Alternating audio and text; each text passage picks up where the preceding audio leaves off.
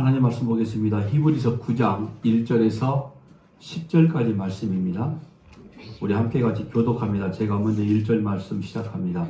첫 언약에도 섬기는 예법과 세상에 속한 성소가 있더라. 이면 첫 장막이 있고 그 안에 등잔대와 상과 진설벽이 있으니 이는 성소라 일컫고 또 둘째 휘장 뒤에 있는 장막을 지성소라 일컫나니 그 향로와 사면을 금으로 싼 언약궤가 있고 그 안에 만나를 담은 금 항아리와 아론의 쌍난 지팡이와 언약의 불판들이 있고 그 이외에 속죄소를 덮는 영광의 그룹들이 있으니 이것들에 관하여는 이제 낱낱이 말할 수 없노라.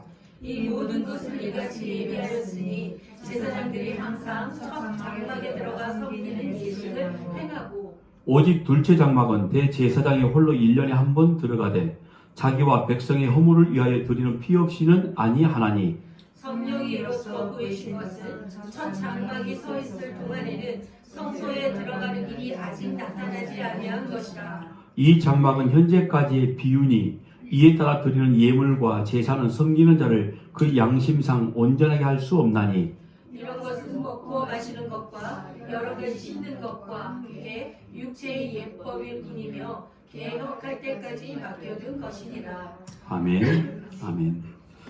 오늘도 하나님께서 귀한 시간 우리와 함께 동행하셔서 말씀의 은혜가 저와 여러분에게 임하기를 주의 이름으로 간절히 부탁합니다. 유대인들이 지금도 자랑하고 있는 큰 눈에 보이는 어떤 가치가 어떤 거냐면 성전산입니다. 그리고 그들은 율법을 받았다는 자부심이 굉장히 강한 민족이기도 하고요. 그런데 놀랍게도 그 율법, 하나님으로부터 자기들만 받았다는 율법으로 인해서 진짜 메시아 예수 그리스도를 알아보지 못하고 십자가에 죽여버린 장본들이 또 유대인들이기도 합니다. 그들은 어딜 가든지 하다못해 포로 생활을 하고 있으면서도 불구하고 그들의 입에서 자랑거리는 율법, 성전, 그리고 우리의 모든 죄를 속해주는 제사장, 이런 것들이 늘 그들의 자랑거리가 되다 보니까 믿음의 조상 아브라함, 그리고 모세, 또 다윗, 늘 자랑거리가 되어졌죠. 그런데 이들이 자랑을 삼고 있는 걸 내용을 보니까 전부 다 눈으로 직접 확인되어질 수 있는 것들이었습니다. 그러니까 실제로 눈에 보이는 그림자만 보고 그들 인생의 자랑거리, 신앙의 자랑거리, 때로는 민족의 자랑거리, 이런 모양으로 삼았었는데 실제로 그들은 그들 안에 있는 그림자 밖에 있는 그림자를 보여주고 있는 실체를 제대로 한 번도 보지 못했다는 겁니다. 오늘 역시 지금 이 성소에 관한 이야기를 꺼내면서 이 히브리서 저자인 저는 사도 바울이라 알고 있다고 그랬죠. 그 생각을 또 여김없이 깨트리기 시작합니다. 오늘 본문의 말씀 보면은 마지막 10절에 이런 것은 먹고 마시는 것과 여러 가지 씹는 것과 함께 육체의 예법일 뿐. 그러니까 너희들이 지금까지 성소에 들어가서 드렸던 모든 제사, 그 제사의 제물을 먹고 그 제사 제물의 피를 가지고 뿌렸고 이런 모든 것들은 결국에는 뭐라고 말하고 있죠? 예법일 뿐, 그림자일 뿐. 그래서 다만 개혁을 완전히 이룰 때까지 그냥 너희들에게 허용한 것 뿐이었다라고 이렇게까지 말씀을 합니다. 그래 결국엔 이거죠. 지금 너희들 생각 잘해야 돼. 너희들이 옛 생활로 다시 돌아가기를 원해? 그게 그림자였고 실존이 아니었고 실체가 아니었고 아무것도 아니었어. 그런데 지금은 너희 안에 진짜 실체가 계시는데 왜 그걸 자꾸 또 옛 생활로 돌아가려고 해? 하는 이런 경고의 메시지가 오늘 이 말씀인데, 이 메시지는 오늘 이 본문의 말씀부터 시작되는 이 성수에 관한 이야기, 그리고 이어서 믿음에 관한 이야기는 이 히브리인들이 이 말씀을 들었을 때 정말 아주 비참할 정도로 자기들의 아주 적나라한 죄들을 막 드러내는 그런 모습이었습니다. 그래서 오늘 말씀의 제목이 이겁니다. 나의 증거물이 과연 무엇일까? 오늘 이 말씀을 듣고 있는 사람들에게 이들의 증거물이 무엇인지를 하나씩 들춰내기 시작합니다. 그런데 놀랍게도 부정적인 것들이었어요. 하면 오늘 저와 여러분이 가지고 있는 증거물, 내가 예수를 믿고 있어? 내가 예수 안에 있어? 내가 바로 하나님의 자녀야. 그럼 내가 하나님의 자녀답게 내놓을 수 있는 증거물이 과연 무엇일까? 한번 이걸 오늘 이 본문의 말씀을 통해서 한번 생각해 보려고 합니다. 자, 오늘 본문에도 말씀하고 있지만 히브리서 내용을 보니까 모형, 즉 그림자가 있고 실체가 있는 것을 우리가 알게 됐죠. 세상에 속한 성소가 있고 놀랍게도 오늘도 하늘에 속한 성소와 땅에 속한 성소가 또 구분되어져 있습니다. 그리고 옛 언약이 있고 새 언약이 있습니다. 왜 히브리서는 자꾸 이렇게 이런 세상적인 것과 하나님의 것, 그림자와 실체, 이걸 자꾸 지금 비교하고 있냐면은 너희들의 육체로서는 도저히 실존을 알 수 없다는 인간의 무가참을 그냥 그대로 다 빼내고 있는 중인 겁니다. 지금까지 너희들이 자랑거리로 삼고 있었던 신앙의 형태는 일단 전부 다 버려. 이거 아무것도 아니야. 제가 오래전에 베델 성경 공부를 하러 루터 대학교를 갔거든요. 그런데 베델 성경 공부를 시작하기 전에 그 강사 목사님이 하시는 말씀이 첫마디가 이거였습니다. 여러분들이 지금까지 신앙생활을 10년, 20년, 30년, 40년, 목사가 된 지 40년이 됐다 하더라도 저랑 같이 공부하는 일주일 동안에는 일단 선반위에 전부 다 올려놓으세요. 그러는 거예요. 그러니까 너희들이 가지고 있는 생각은 이 공부를 하는데 아무 도움이 안 돼. 이런 말이 있던 거죠. 그리고 또 한마디 합니다. 그리고 난 다음에 끝나고 나면 다 가져가도 됩니다. 제가 기억나는 그 목사님 말씀 중에 한 가지가 여기 놔두면 다 쓰레기예요. 그리고 베델 공부를 시작을 했습니다. 그때도 역시 마찬가지로 제가 가지고 있는 신앙 선반위에 고스란히 올려놓고 강의를 듣기 시작을 했고요. 강의가 끝날 일주일쯤에 그거 가져오고 싶은 생각이 없었습니다. 왜냐하면 나는 그전까지 성경을 너무 조각 설교를 해도 주제적인 설교만 조각난 설교만 자꾸 뽑아내 하고 있었거든요. 그런데 베델 강의를 들어보니까 전체 산을 이야기하고 있는 거예요. 구약에서 신약까지 예수 그리스도 그냥 구속사적인 관점에서 정확히 그 이야기만 하고 있더라는 거죠. 그러니까 설교를 가만히 내가 했던 설교를 생각해보고 지금까지 신앙생활을 이렇게 해야 된다 저렇게 해야 된다 말했던 내용을 살펴보니 가져가고 싶은 생각이 없었던 거죠. 아마 모르긴 몰라도 다른 분들도 혹시 그랬을 수도 있습니다만 그런데 더 놀라운 건 그렇게 작심을 하고 결심을 하고 왔는데 예배당에 딱 들어와서 또 사역을 딱 시작하자마자 똑같은 짓을 또 하고 있는 거예요. 그러니 오늘 제가 히브리 말씀과 이 본문의 말씀을 준비하다가 그때 그 생각이 나는 거예요. 버려라. 쓸모없는 건 버려야 됩니다. 쓰레기입니다. 라고까지 이렇게 말씀했던 분이 있었는데 어느 틈에 버렸다라고 생각했는데 불구하고 불과 한 달도 안 돼서 똑같은 일을 또 하고 있는 거예요. 그러니 사도 바울이 이 유대교회에서 개종해서 기독교 안으로 들어왔던 이 사람들이 그래 예수 그리스도의 보혈의 은혜로 우리가 십자가의 구속의 은혜로 하나님의 자녀가 된 것이지 율법의 의로움으로 내가 어떤 절기나 율법을 잘 지켜서 내가 하나님의 자녀 된 게 아니야. 이걸 알고 막 기뻤단 말이죠. 그런데 시간이 지나가면 지나갈수록 뭔가 허전함이 자꾸 찾아오기 시작했어요. 지금 다른 사람 이야기하는 게 아니라 어찌 보면 제 이야기를 하고 있는 겁니다. 야, 이게 전부야? 구속사 전부 다 알고 있는 거잖아. 예수가 우리 구원한 거 알아. 그러면은 뭔가 다른 메시지를 던져야 되는 거 아니야? 그 생각이 들어가자마자 똑같은 또 같은 행태로 들어가게 됐다라는 거죠.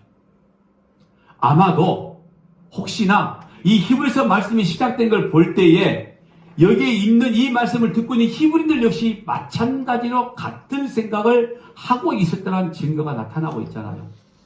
그래 뭔가 부족해. 율법 지켜야 돼. 절기 마땅히 해야 돼.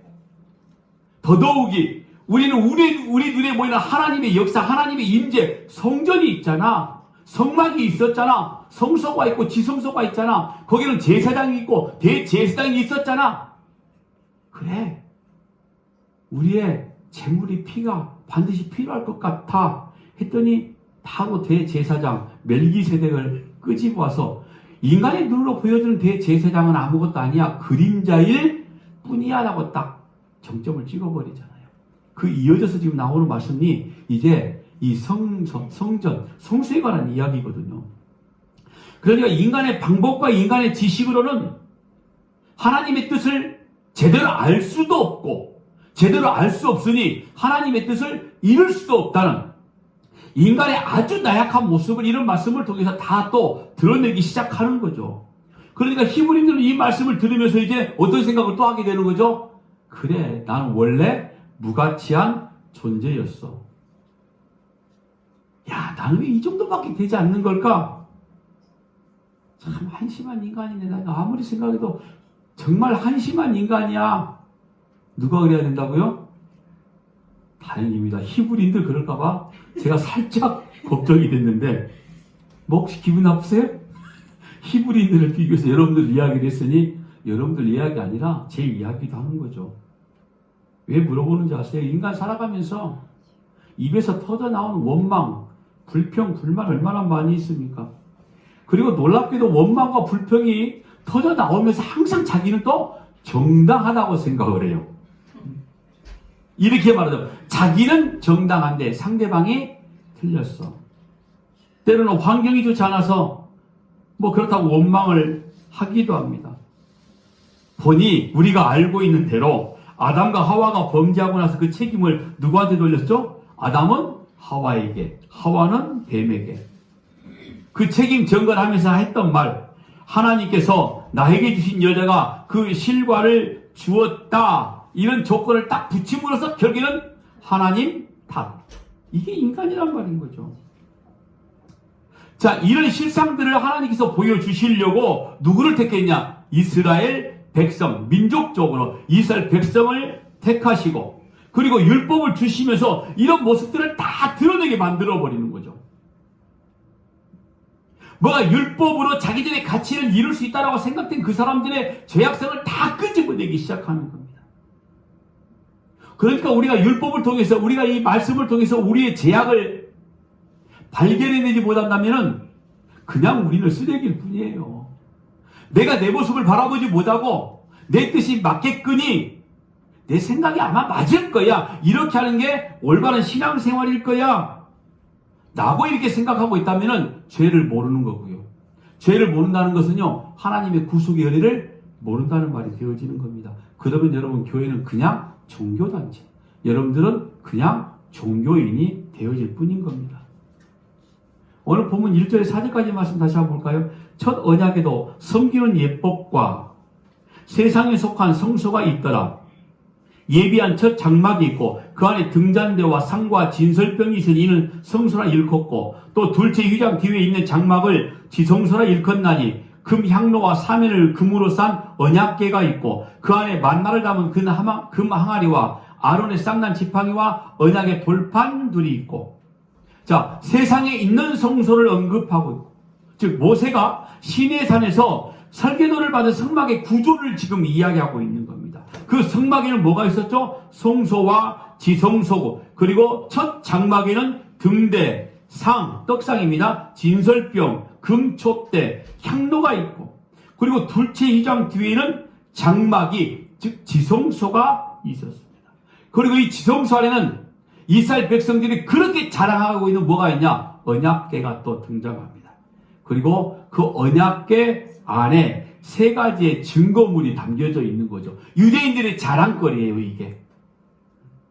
만나를 담은 항아리와 그리고 아론의 쌍난 지팡이와 언약의 비석들이 있고 그 이외를 속죄소를 덮은 영광의 그룹들이 있습니다. 뚜껑이 있었다는 거죠, 지금. 그런데 여러분, 이 언약궤 안에 이 이스라엘 백성들 유대인들은 성전 자체가 그들에게 자랑거리거든요. 율법 자체가 그들의 자랑거리예요. 근데 조금 더 파고 들어가 보니까 그 성전 안에 언약궤가 있네. 근데 그 언약궤 안에 자기들의 백성들에게 조상들에게 역사하시던 하나님의 아주 놀라운 기적의 증거물들이 거기에 들어있는 거예요. 그게 뭐예요? 만나를 담은 항아리. 놀라운 일 아닙니까?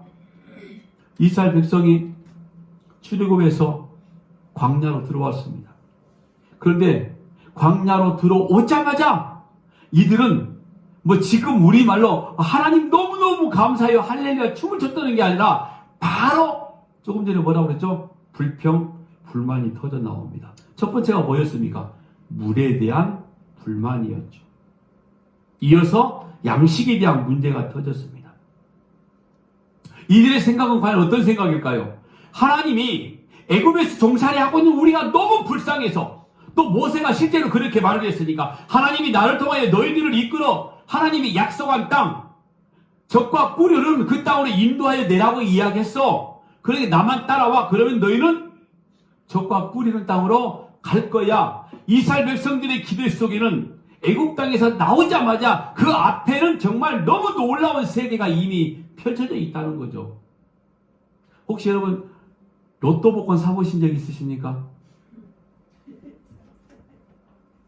거짓말하지 마세요. 제가 로또를 선물한 분도 있는데 저한테 선물을 받으신 분도 있는 것 같은데 저 로또를 사봤거든요. 야, 일주일간이 기대가 돼요. 이미 1등 당첨됐어요. 머릿속에는 별걸 다 생각을 해요. 혹시나 이스라엘 백성들이 그렇지 않았을까? 애굽에서 나오자마자 여러분 애굽 땅이 살기가 나쁜 땅이었나요? 여러분 애굽 땅은 너무 살기 좋은 땅이었다고 성경이 말하잖아요. 발로 물을 툭 차서 댔더니 밭에 물이 들어가서 작물이 막 자라나는 그런 땅이었단 말이에요. 물이 풍족한 땅. 사면이 물과 그냥 초목으로 이루어진 그 땅. 그런데 하나님의 약속을 들어보니까 그 땅보다 훨씬 더 좋아. 얼마나 큰 기대를 했겠습니까? 그런데 당장 나오자마자 물이 없어 먹을 양식이 없어. 우리를 구원 가운데 인도에 내었다면 애굽에서 나를 이끌어 내신 건 우리의 구원인데 하나님 나를 구원 가운데 인도에 내셨다면 왜 당장 내 입으로 들어가는 마실 물과 양식이 없냐 이거죠. 여러분 구원과 먹고 사는 문제는 다른 겁니다. 네? 그렇죠?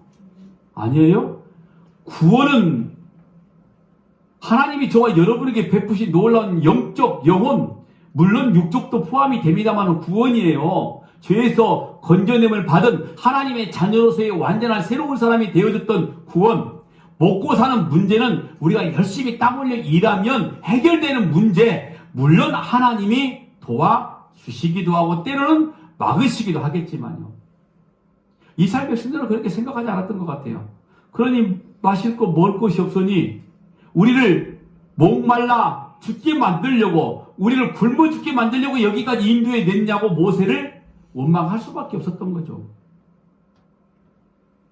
그러면 양식이 주어지면 이스라엘 백성들이 원망을 해야 돼요? 안 해야 돼요? 안 해야 되는 거죠. 그래서 하나님이 주신 게 뭐였습니까? 만나를 주셨단 말이에요.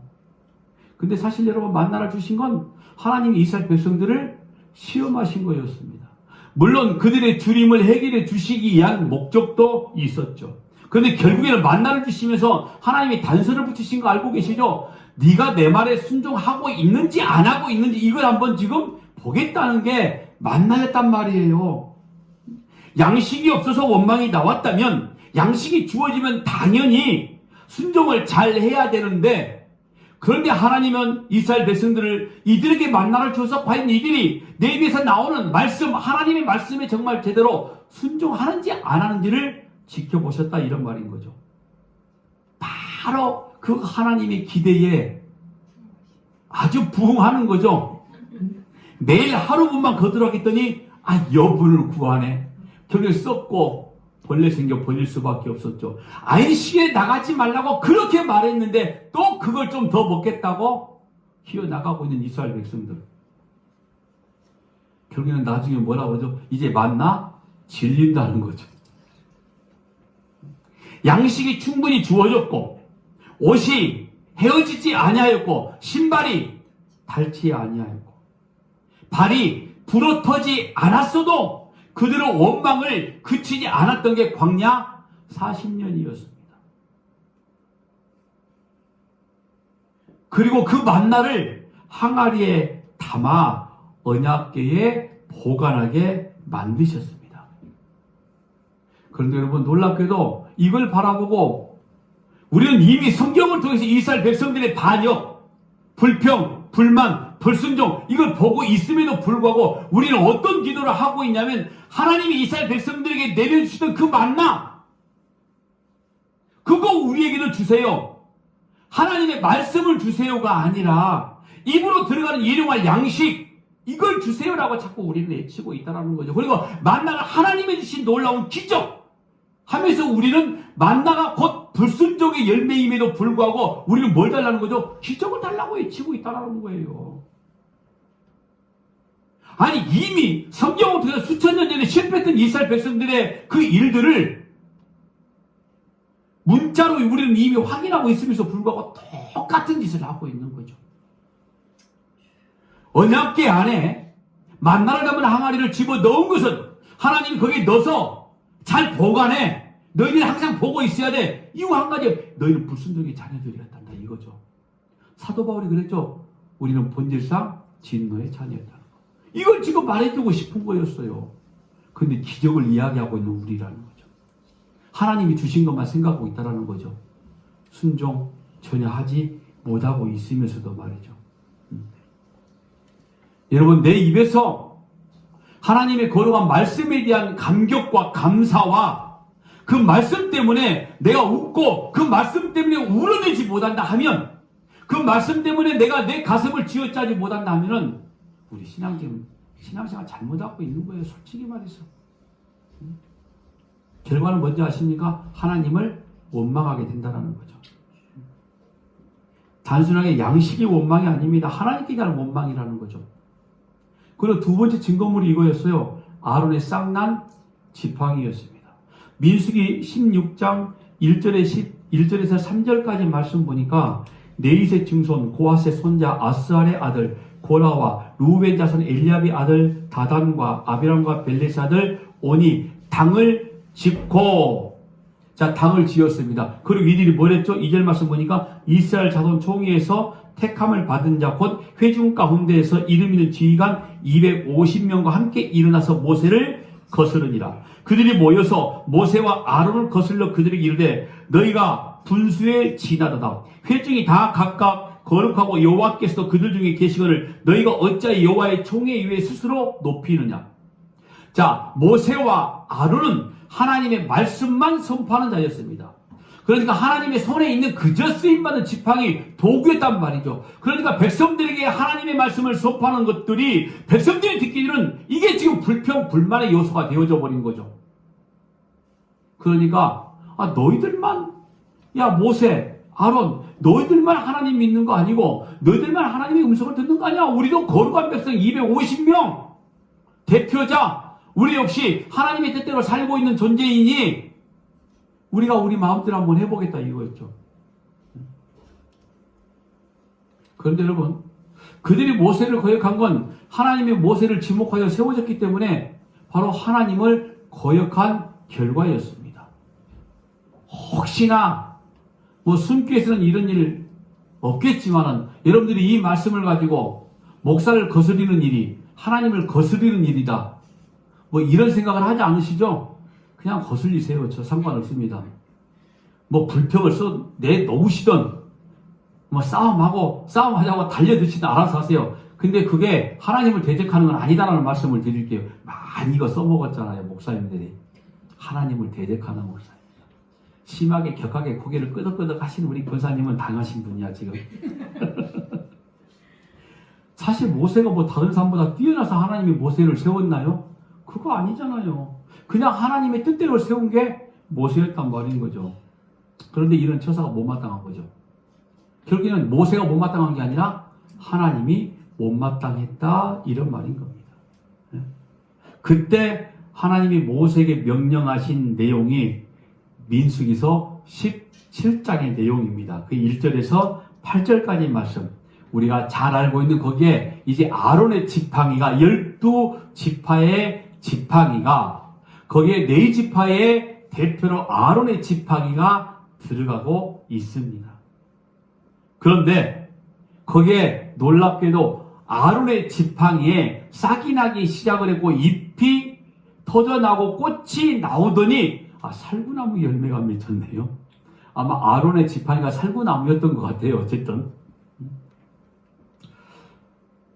그걸 하나님이 언약궤 안에 넣으란 말씀을 하셨단 말이에요. 그러니까 이스라엘 백성들이 이 언약궤 안에 있는 싹이 난 아론의 싹난 지팡이를 바라보고 우리가 하나님을 대적했던 거구나. 하나님의 피조물인 내가 감히 하나님을 대적했어? 그러니까 언약궤를 볼 때마다 자기들의 어떤 불평과 불만과 자기들의 그 엄청난 죄악들, 하나님을 대적했던 죄악들을 바라보고 눈물 콧물 다 쏟아내야 된다는 거죠. 그런데 그걸 바라보고 자기들이 지금 자랑거리를 삼고 있는 거죠. 야, 하나님의 기적이야. 이것만 바라보고 있는 거 아닙니까? 너희들의 죄악을 보고 있어야 돼. 너희들의 잘못된 신앙관을 너희들이 알고 있어야 돼. 이것 때문에 언약궤 안에 살구나무를 넣어 놓았는데 그걸 바라보고 하는 짓이 하나님의 능력은 이미 다 뿌리가 없는데 다 말라버린 지팡이에서도 꽃을 피게 만들고 열매를 맺게 만드시니 마른 막대기와 같은 나를 통해서도 하나님의 일을 하십니다. 너무 잘 갖다 붙이고 있는 거죠 지금. 말씀은 그렇게 갖다 붙이는 거 아니라고 그랬죠. 쓰여진 용례와 전체적인 문맥을 잘 살펴봐야 된다는 말씀을 드린 겁니다. 오늘 저와 여러분이 하나님의 말씀을 통해서 언약궤 안에 있는 만나를 담은 항아리를 바라보고 아론의 쌍난 지팡이를 바라보면서 이스라엘의 죄악과 이스라엘의 불평과 불만과 원망 이걸 바라보는 게 아니라 내가 바로 그런 존재구나. 오죽 했으면 다시 내가 죄악 중에 출생하였구나. 이런 통곡이 터져 나와야 된다는 말이죠. 그래서 오늘 제목이 이겁니다. 우리의 과연 증거물은 과연 무엇일까? 내가 하나님 앞에 서 있다. 하나님의 자녀라고 말하고 있는데 내가 지금 하나님을 대적하고 있는 게 어떤 모양일까? 내가 하나님의 뜻대로 살아내지 못하고 있는 게 어떤 모양일까? 그저 그냥 내 힘대로 무언가 이루어 보겠다라고 아둥바둥하면서 그것이 바로 하나님의 뜻이려니 하는 착각 속에 살고 있지는 않은지, 주어지는 일들 가운데 거룩한 진리 가운데 거하고 있지도 못하면서 그럴싸한 하나님의 말씀으로 포장하면서 나 그냥 신앙생활 잘하고 있어. 유대인들이 그랬거든요. 율법을 지켜나가고 있으면서 몇 가지 선행 착한 일 좀 하고 있으면서 그저 나 열심히 잘하고 있다라고 착각하고 있지는 않는지 이걸 한번 봐야 된다는 거죠 지금. 그 놀라운 기적의 산물이 결국 우리의 불순종의 열매인 걸 하나님이 지금 이미 이 성경을 통해서 우리에게 보여주고 있는데 그저 우리는 그 기적을 통해서 하나님이 전지전능하시니 우리의 삶 속에서 이런 기적을 좀 이루어 주세요. 결국엔 뭡니까? 하나님을 지금 써먹겠다는 거죠. 하나님을 이용하겠다는 거죠. 아마 이스라엘 백성들은 그렇지는 않았을 것 같아요. 그런데 우리는 이스라엘 백성들이 가지고 있는 불평과 원망, 그 죄악 이외에 또 한 가지를 더 올려놓고 있는 게 하나님의 놀라운 기적을 나의 삶에 필요한 도구로 전락을 시켜버렸다는 거죠. 그러니까 우리는 결국에는 어떤 겁니까? 이스라엘 백성보다도 유대인들보다도 더 악한 죄인일 뿐이란 걸 이야기하고 싶은 거죠 지금. 지금 그 말씀을 여기에 기록에 놓았으니 우리가 봐야 되는 거고요. 오늘 우리의 모습을 한번 살펴봐야 된다 이 말입니다. 그리고 세 번째 증거물이 뭡니까? 언약의 두 돌판 아닙니까? 이스라엘 백성들의 자랑거리, 돌판, 그걸 언약궤 안에 집어넣어놓고, 여러분 기억나십니까? 언약궤가 있는 곳에 하나님의 승리가 있을 거라는 거, 전쟁터에 언약궤 들고 가고 있는 그 미련한 집들 우리가 실제로 성경을 통해 보고 있잖아요. 모세가 시내산에서요 하나님께서 친히 세겔치 두 돌판을 들고 내려왔죠. 그랬더니 산 아래에서는 언약의 두 돌판과 전혀 반대되는 짓거리를 하고 있었단 말이에요. 뭐 하고 있었습니까? 송아지를 만들어 놓고. 그런데 그 돌판에 지금 어떤 말씀이 써 있는 거죠? 너는 나 외에 다른 신들을 섬기지 말라. 이 계명을 완전히 지금 보기도 전에 깨고 있다니까 백성들. 이 말씀을 보기도 전에 하나님을 지금 대적하고 있는 거예요. 그래서 그 돌판을 던져버린 겁니다. 여러분 모세가 화가 나서 던졌다라고 우리가 생각을 하죠. 그럼 모세가 그 돌판을 던져서 돌판이 깨지지 않았으면은 백성 다 죽었어요. 그 지금 계약 자체를, 율법 자체를 깨버렸어. 백성들이 그 죄를 짓고 있으니까. 그 돌판이 깨지지 않으면은 백성들이 다 죽어야 된다니까요. 그래서 모세가 던져버린 거란 말입니다. 저 백성들 살려달라고 했어요. 그리고 다시 받아오잖아요. 그 깨진 돌판이 바로 예수 그리스도를 상징하는 거였습니다. 십자가의 구속을 말하는 거였죠. 우상을 만들지 말라는, 나 외에 다른 신들을 섬기지 말라는, 나의 형상을 만들지 말라는. 그런데 이 세 가지를 세상에 돌판이 내려오기도 전에 이미 저지르고 있는 모습을 본 모세, 그 백성들이 얼마나 불쌍했겠습니까? 저는 모세가 결코 화가 나서 던졌다는 말씀들이 사실은 가슴에 와닿질 않았어요. 왜요? 모세가 기도할 때 무슨 기도합니까? 하나님, 내 이름이 생명책에 그냥 지워져도 상관이 없어요. 근데 저 백성들 모르잖아요. 이런 기도를 했던 인물 아닙니까? 마치 스데반 집사와 같이, 그리고 예수 그리스도의 외침같이 그랬단 말이죠. 여러분, 이런 반역의 모습을 기억하라고 담고 있는 게 두 돌판이었습니다. 그러니까 결국에 언약궤 안에 담겨진 만나 항아리, 아론의 쌍난 지팡이, 언약의 두 돌판이 전부 다 하나님을 거역하고 원망하고 불평하고 말씀을 지키지 않는 증거물이라 이 말인 거죠. 어느 말씀이나 어느 환경이나 어느 때이든지 절대로 인간이 하나님의 뜻대로 살아내지 못한 모습을 적나라하게 전부 다 보여주고 있는 증거물이었다 이 말인 거죠. 그런데 하나님은 그 불순종의 열매의 덩어리였던 이 세 가지를 담은 언약궤 이외에 그것들을 보호할 수 있는, 그것 때문에 죽어야 될 백성을 보호할 수 있는 장치를 만들어 놓으시는 게 5절입니다. 5절 말씀 볼까요? 그 이외에 속죄소를 덮는 영광의 그룹들이 있으니 이것들에 관하여는 이제 낱낱이 말할 수 없노라. 그 위에 속죄소가 있는 겁니다. 속죄소는 언약궤를 덮는 뚜껑인데 그 뚜껑에 연결된 그룹이 뭐죠? 천사의 형상인데 두 천사가 날개를 펴서 언약궤 뚜껑을 덮고 있는 모양. 그리고 이 속죄소 이외 1년의 대제사장이 단 한 번 피를 가지고 자기와 백성의 허물을 속하여야 된다 이 말인 거죠. 피를 바르고 피를 뿌리고. 그래서 이 속죄소의 말이 다른 말로 시은좌입니다. 하나님의 은혜가 베풀어진 거다 이런 말씀인 거죠. 그리고 6절에 10절까지가 바로 이스라엘 백성들의 원망과 반역의 증거물들이 속죄소의 뚜껑에 덮여지고 가려지는 것. 이걸 지금 설명해 주고 있으면서 그리고 이제 보여주는 게 이 성소가 그런데 제한적이고 한시적인 거다. 라는 걸 지금 나타내 주고 있는 거죠. 1년의 대제사장이 지성소에 들어가서 제물의 피를 가지고 내구퉁에 바르고 그래야만 백성의 죄가 용서받게 되어지는데 이런 모든 것들이 예표로 다 너희들에게 지금 다 했던 일들을 단 한 번의 피 흘림으로 이루신 분이 계시니 그분이 바로 멜기세덱의 반차를 따른 대제사장 예수 그리스도였다. 이걸 지금 보여주는 게 속죄소 시은좌라는 모양을 지금 말씀해주고 있는 겁니다. 이런 제도를 통해서 선생님께서 보이신 것은 비유였어. 그러니까 이전에 나타나고 있는 모든 것들은 뭐죠? 비유, 그림자, 실존이 아니었다 이런 말인 거죠. 근데 언제까지 그냥 놔두신 거죠? 오늘 10절 말씀 보니까 개혁할 때까지 놔두셨다고 그랬죠. 자, 9절에 10절까지 말씀 볼게요. 이 장막은 현재까지의 뭐라고 그러죠? 비유니. 비유란 말이에요. 사도 바울이 속이 터지는 거죠. 이 비유를 붙잡고 다시 또 거기를 돌아가겠다고 말하고 있으니 그게 진짜인 것 같아요. 왜? 우리 눈에 확인되어지니까. 우리 이런 기도 옛날에 많이 했잖아요. 하나님 진짜 살아계시면 살아계신 증거를 좀 보여주세요. 그 기도 많이 했죠? 안 했어요? 저는 특히 방언 기도 받으려고 그 기도 많이 했어요. 하나님 진짜 계시면 저 방언하게 해주세요. 안 주시더라고. 그래서 저는 하나님 안 계시다는 소리 안 했습니다. 우리 기도할 때마다 혹시 몸에 질병이 있으면 하나님이 살아계심의 증거를 좀 보여주세요. 하도 때를 쓰니까 하나님이 옛다고 줄 때도 분명히 있었을 거예요.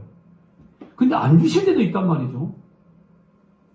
여러분, 하나님의 살아계심의 믿음의 증거가 우리의 삶 속에 뭔가 눈에 보이는 것들로 튀어나온다. 이거 지금 뭐라고 하죠? 이 구절에 비유란 말이에요. 비유. 그러니까 치료하신 하나님을 찬양하는 게 아니라 나의 죄를 속하신 하나님을 찬양해야 되는데, 일단 내가 치료받으면 치료받으신 하나님만 찬양하고 있는 거죠. 일단 내가 문제가 해결되면 나와 함께 하신 하나님을 찬양해야 되는데, 문제 해결하신 하나님만 찬양하고 있는 거죠. 자, 요걸 조금 말 바꿔볼게요. 문제 해결이 안 되면 하나님을 찬양하지 않는다는 말인 거죠. 여러분들은 아니죠? 저는 그랬습니다. 어쨌든.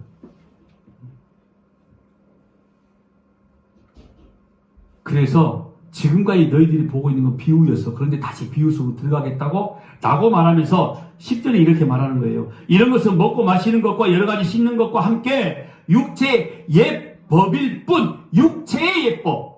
육체는 뭡니까? 사르스. 다 버리고 없어지고 사라지고 먼지와 같은 거 아무것도 아니란 말이에요. 그냥 아무것도 아닌 존재가 지켜나가는 게 무슨 그게 어떤 능력 있고 어떤 무슨 은혜가 임했냐 이런 거죠 지금.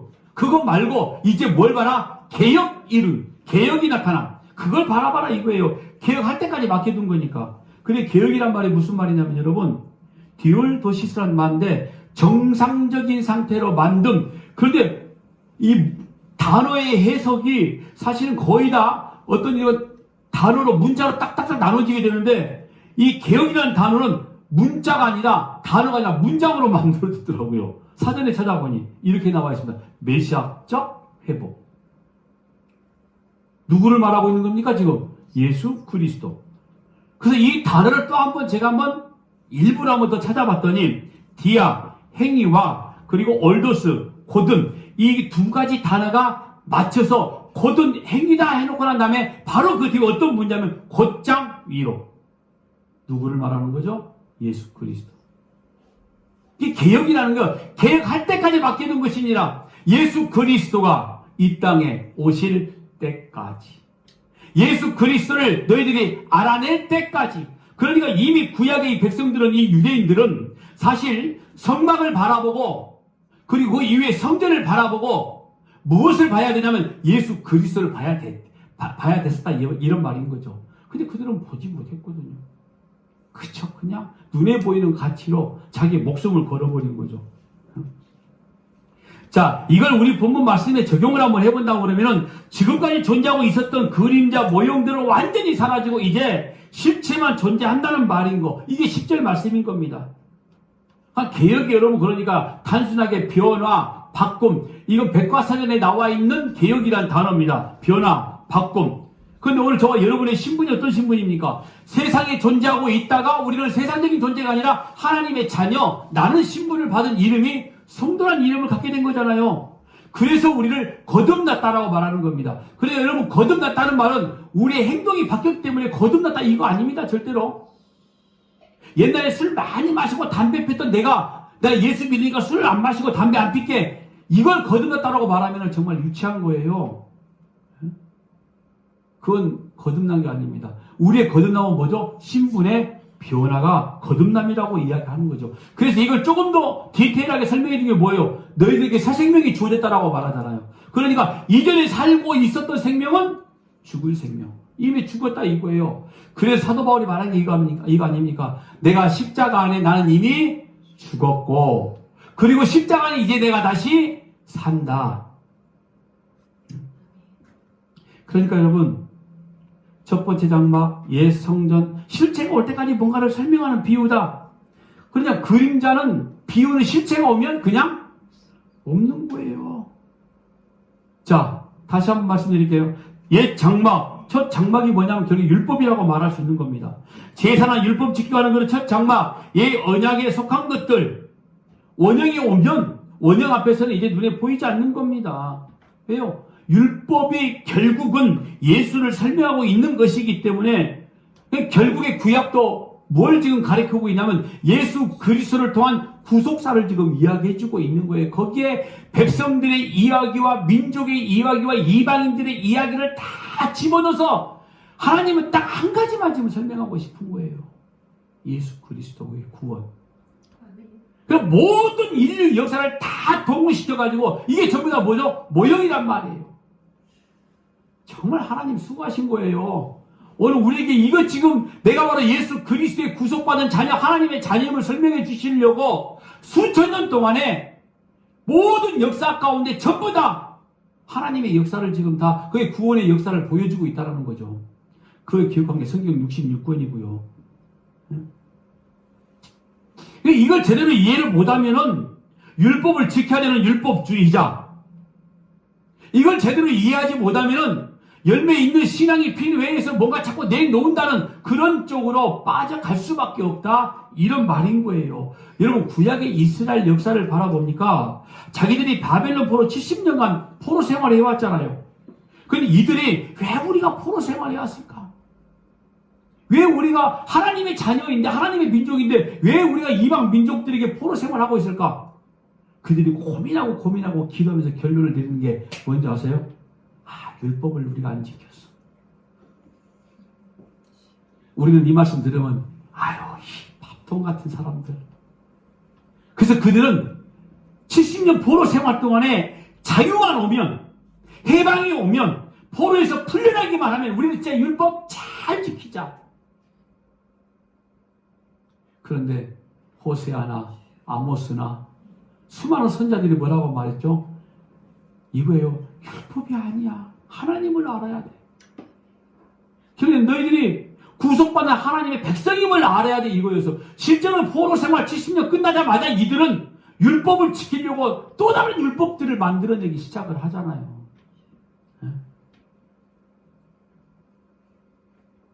그런데 우리가 지금 히브리인들이 우리가 율법을 다시 한번 잘 지켜보자.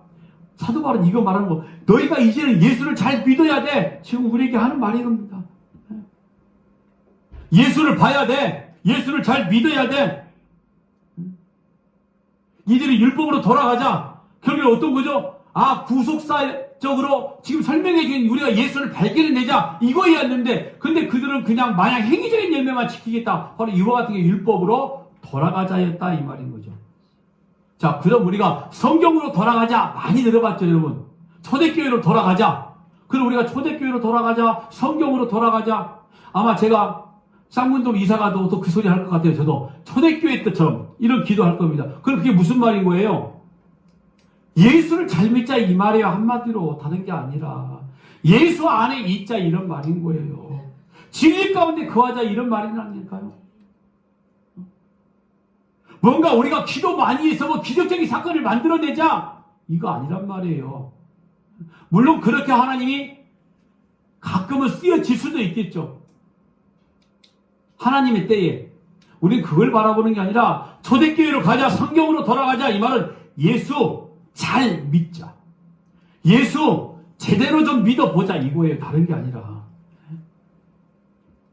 이런 말씀 하시죠. 너희가 성경에서 영생을 얻는 줄 알고 제발 이 말은 성경에서 누구를 봐라? 예수가 있는 걸 알아라, 이거예요. 요한복음 5장 39절 같이 한번 읽어볼까요?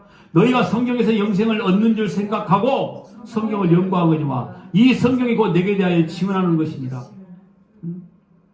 그러니까 성경으로 돌아가자, 이 말은 성경, 문자적인 성경을 잘 알아야 된다가 아니라 예수 잘 알고 잘 믿자, 잘 믿으시기 바랍니다.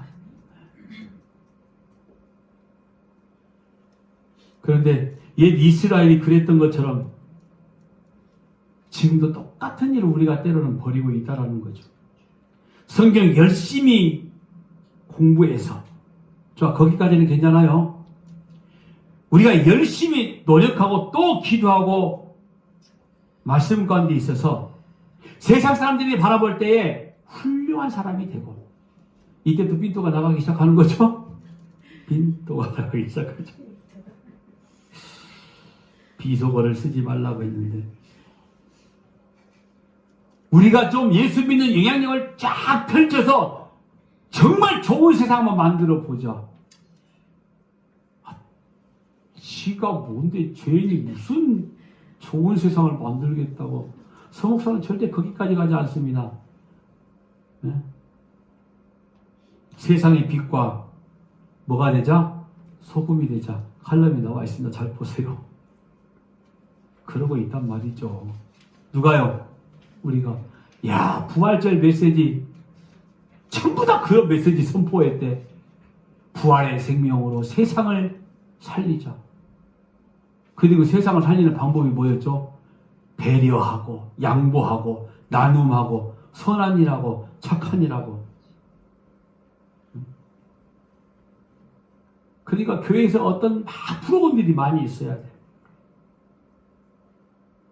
왜? 선하고 착한 어떤 영향력을 행사해야 되다 보니.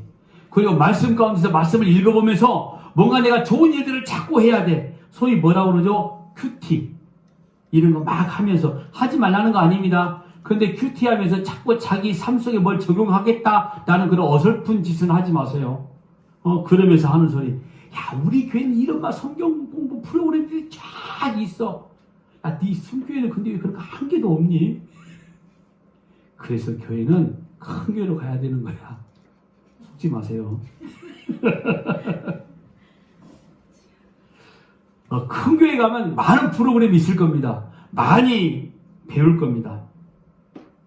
교회가 그런 거 안 하면 절대 안 돼. 라는 말에 속지 말라 이 말인 거예요. 예? 이게 누구인지 아세요? 성경에 바리새인들이 그랬단 말이에요. 야, 니들 하나님의 자녀야. 하나님의 자녀는 율법을 알아야 되는 거야. 근데 너 율법을 몰라. 그러니 너희들이 세리고 너희들이 창녀지. 우리 봐봐. 말씀 알잖아. 매일 말씀 보잖아. 매일 기도하잖아. 일주일에 2번씩 금식하잖아.